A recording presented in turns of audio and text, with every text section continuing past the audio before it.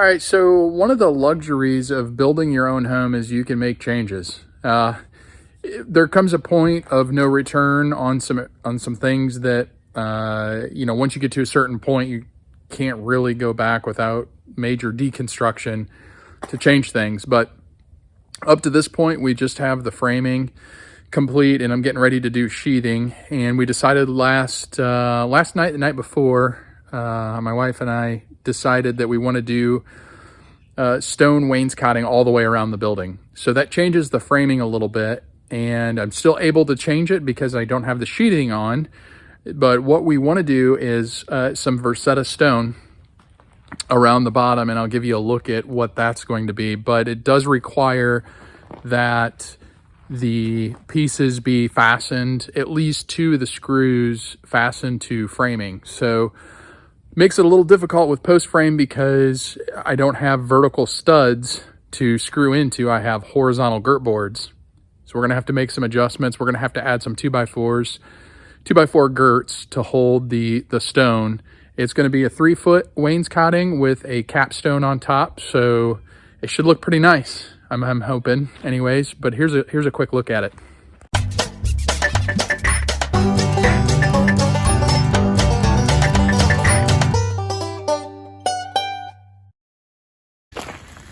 Okay, so these are cast concrete. This is the front side of it, and that's the back side of it. So you can see it's like a poured concrete product, and it has a nailing flange cast to it. And you just basically hang this on your wall. This is the capstone that will go on the top, and I think it'll look really nice. Just give the building, kind of get away from the barn look, so to speak, the pole barn look, and look more like a garage and a home. They come in 2 packs, kind of tied together, and the ends are different on these. You have a flat end and you have an end that's got a finished look to it. These are the finished looked ends.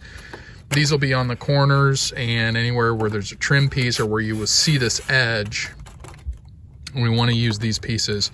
Don't have enough on site, obviously, to finish the building, so we're going to have to order some more, but this is a start and it gives me enough of an idea on how to plan things.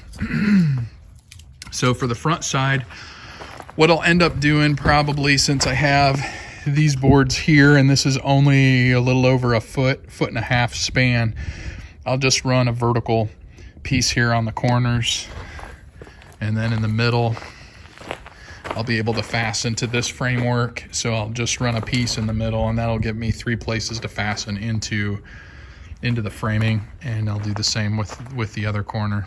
Just going up 3 feet, which will look nice because the windows are 3 feet up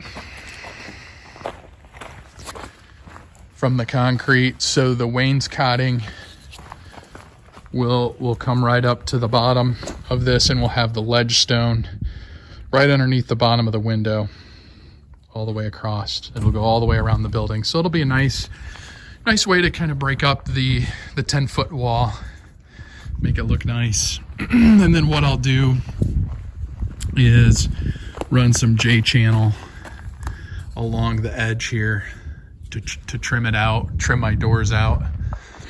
And then the top will be the steel siding all the way around. So it should look nice. But today's project is to get the framing kind of finished up, and that's probably gonna use up most of my lumber, my 2x4 lumber that I have left, which is good. A little extra. I always plan a little extra for changes just like this. So let's get to it. Okay, so here's what I'm doing for the Versetta Stone. I'm every 8 inches putting a 2x4. We'll have to put one more from here on over. These will all be covered up. I need to go all the way around the building except for the front because I have 2 nailers here. And that should complete the framing, I hope, unless there's any more changes.